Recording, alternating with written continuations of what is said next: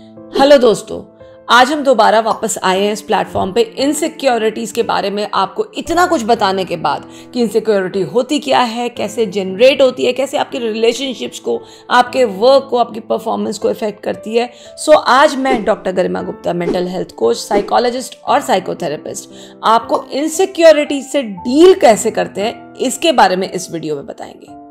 अगर आप अपने अंदर ये इनसिक्योरिटीज, ये फीलिंग्स ऑफ बीइंग स्केयर्ड, डर है कि कुछ छूट रहा है, कुछ छूट ना जाए, या ये मेरी रिलेशनशिप मेरी वजह से खराब ना हो जाए, या आप अपने पार्टनर को कॉन्स्टेंटली ब्लेम करते हैं, तो इन टिप्स के थ्रू आप इन चीज़ों से अपने आप डील कर सकते हो। आपको किसी और की सहायता की जरूरत नहीं पड़ेगी।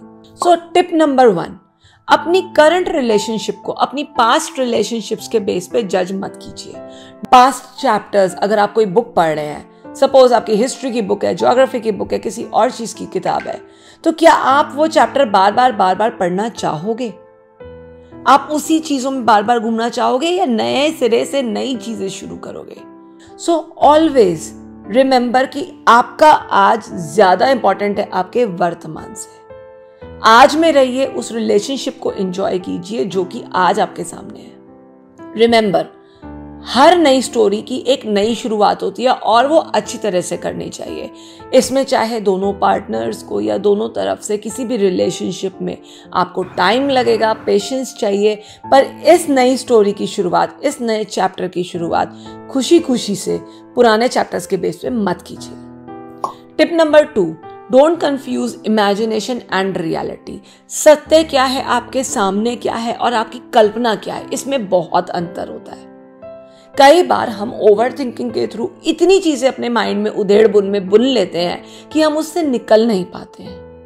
हमारा पार्टनर कहना कुछ चाहता है, लेकिन हमारे अंदर की इनसिक्योरिटी, हमारे अंदर की फीलिंग्स, डर, उसको पता नहीं क्या क्या सोच के मल्टीप्लाई कर देता है, 100 फोल्ड्स कर देता है, और वो हमारी ओवर थिंकिंग के घोड़े पता नहीं कहाँ उस चीज को ले जाते हैं। अरे ये नहीं ना रुकता, मैं क्या भाई अपने आप नहीं रुकता है घोड़ा, रोकना पड़ता है। टिप नंबर 3, माइंड रीड करना बंद कीजिए, बिल्कुल बंद कीजिए। आपको नहीं पता किसी के माइंड में क्या चल रहा है, प्लीज अपने आप रीड करना बंद कीजिए।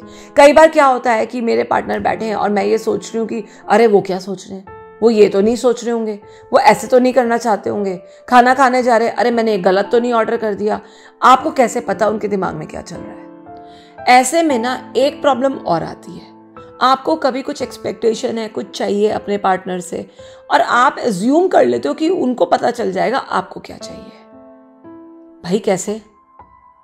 वो माइंड रीडर नहीं है। आपको एक्सप्रेस करना पड़ेगा, कम्युनिकेट करना पड़ेगा, आपको बोलना पड़ेगा आपको क्या चाहिए।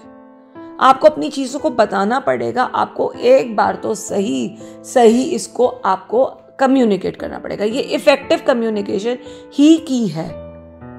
कोई भी इस दुनिया में ये ताकत नहीं रखता, नॉट इवन द साइकोलॉजिस्ट, कि वो माइंड रीड कर सके। तो आपका पार्टनर कैसे कर सकता है? टिप नंबर 4, जो कि बेहद जरूरी है, स्पेस। वो वाला स्पेस नहीं, स्पेस मीन्स आपस में स्पेस। अपनी अपनी हॉबीज परस्यू करने के लिए, अपनी अपनी इच्छाएं पूरी करने के लिए, अपनी अपनी काइंड ऑफ लाइफ जीने के लिए एक स्पेस जरूरी है। सपोज मुझको ट्रैवलिंग पसंद है और मेरे पार्टनर को नहीं है, तो क्या मैं ट्रैवल करना छोड़ दूं? नहीं। इट मीन्स कि अगर आप बैठे भी हो 1 घंटा, साथ में भी बैठे हो, तो आप अपनी काइंड ऑफ हॉबी परस्यू कर रहे हो। मुझे बुक रीड करना पसंद है, I read, even if my partner doesn't want to, even if my kid doesn't want to. उसमें इनसिक्योर होने की जरूरत नहीं है कि ये मुझसे दूर है, मेरे से बात नहीं कर रही है, मेरे से कम्युनिकेट करना चाहती है। नहीं, बस एक मी टाइम का जोन बना रखा है घर में, 1 घंटे का। 1 घंटे अपने अपने तरीके से अपने ऊपर ध्यान दे के सेल्फ केयर करते हैं, ताकि एक दूसरे से बात करने के लिए शायद हमें टॉपिक्स भी और मिल जाए। टिप नंबर 5, हर रिलेशनशिप के अपने अपने अप्स एंड डाउन्स होते ही हैं। रोलर कोस्टर देखा है आपने? सिमिलरली हर रिलेशनशिप रोलर कोस्टर राइड है। आज अप है, कल और उससे अप है, और परसों थोड़ा डाउन है। ये हर रिलेशनशिप का पार्ट है, सिर्फ आप ही की रिलेशनशिप का पार्ट नहीं है, हर रिलेशनशिप का पार्ट है। जब हम अप्स में साथ हैं, एंजॉय कर रहे हैं, तो डाउन्स में भी साथ ही रहेंगे ना। बस इतनी सी बात समझ लीजिए कि ये एक जर्नी है, ये एक रास्ता है जिसमें आपको साथ साथ चलना ही है। एक दूसरे के सुख दुख में बहुत ओवरवेलमिंग हो जाता है। सुख तो सब शेयर कर लेते हैं, दुख कोई नहीं शेयर करता है, डाउन्स कोई नहीं शेयर करता है। May be financial crisis, may be family crisis, may be personal crisis, anything. इसको शेयर कीजिए, इसको कम्युनिकेट कीजिए, सो दैट आपके अंदर से ये फीलिंग चली जाए शायद मेरे पार्टनर का मेरे में से इंटरेस्ट लूज हो जाएगा, या मैं फाइनेंशियली साउंड नहीं हूं, मे बी मेरे पार्टनर को मुझसे एक्सपेक्टेशंस पूरी नहीं होंगी। ये फेजेस तो जहां आप रिलेशन में हो आएंगे ही आएंगे। You can not avoid problems, you can not run away from problems, but आप उसको समझदारी से साथ साथ सॉल्व जरूर कर सकते हैं। आज कम है, लेकिन एक विश्वास बना रहेगा कि कल we'll go through all this and we'll come out with flying colors. Tip number 6, Byomkesh Bakshi बनना बंद कीजिए। Do not snoop into the private things of your partner. Phone check करना, डायरी चेक करना, व्लॉग्स चेक करना, ब्लॉग्स चेक करना, laptop check करना, अलमारी check करना बंद कीजिए। कोई फायदा नहीं है। अगर आपका पार्टनर आपसे ट्रू नहीं है, ऑनेस्ट नहीं है, तो वो तो वैसे भी नहीं है। You don't need evidence or proof for that. You just need your gut feeling for that. So unnecessarily problems create करना बंद कीजिए। unnecessarily शक, वहम, इनसिक्योरिटीज को उन पर प्रोजेक्ट करना बंद कीजिए, क्योंकि पहला खंबा हर रिलेशनशिप का एक पिलर होता है ट्रस्ट। अगर वो ट्रस्ट ही नहीं रहेगा तो आप ओपनली ना फ्रीडम स्पेस महसूस नहीं कर पाओगे, आपको सफोकेशन होनी शुरू हो जाएगी। Don't go through that journey at all.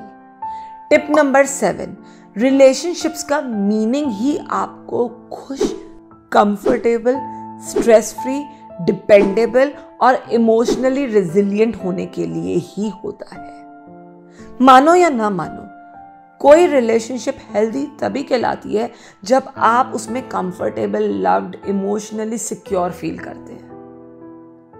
अगर ट्रस्ट है, कमिटमेंट है, आपके अंदर ऑनेस्टी है, तो आप उस रिलेशनशिप पे रिलाई करोगे, स्ट्रेस फ्री अपने पार्टनर के साथ शायद चुप ही बैठोगे, बट बहुत शांति से, बहुत सुकून से वो लम्हा बिता पाओगे। सो कोई भी रिलेशनशिप अगर आपको ये फीलिंग्स नहीं देती है, इनसिक्योरिटी देती है, तो वो आपके लिए एक सिग्नल है। वो आपको रिकॉग्नाइज करना पड़ेगा, वो आपको उसके लिए कुछ करना जरूर पड़ेगा। टिप नंबर 8, अगर इन सब टिप्स से आपको कंफर्टेबल नहीं फील हो रहा, आपको अपने अंदर इनसिक्योरिटीज अभी भी फील हो रही है, महसूस हो रही है, या आपको सही चैनल को वेंट आउट करना है, कोई गाइडेंस चाहिए, seek a help, a professional help of a therapist.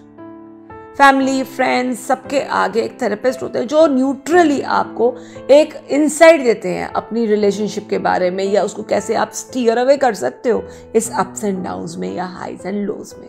So do seek help अगर ये आपसे अकेले नहीं हो पा रहा। अगर आपको ये टिप्स अच्छे लगे हैं या कुछ और सजेशंस चाहिए तो प्लीज़ कमेंट बॉक्स में कमेंट ज़रूर कीजिएगा।